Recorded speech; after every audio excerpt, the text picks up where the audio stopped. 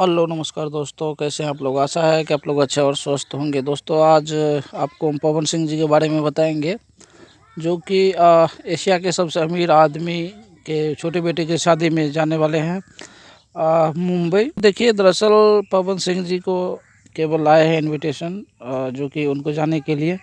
तो फिलहाल पवन सिंह मुंबई जा रहे हैं। आज 12 तारीख है।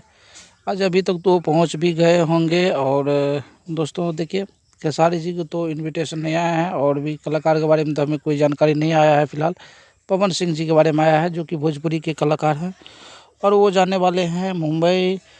अनंत अंबानी के शादी में जाने वाले हैं। दोस्तों आज ही उनका शादी है। उसमें तो बड़े बड़े रईस लोग आएंगे और बड़े बड़े बिजनेसमैन भी आएंगे। तो उस बीच में जाना एक बड़ी बात हो जाता है दोस्तों।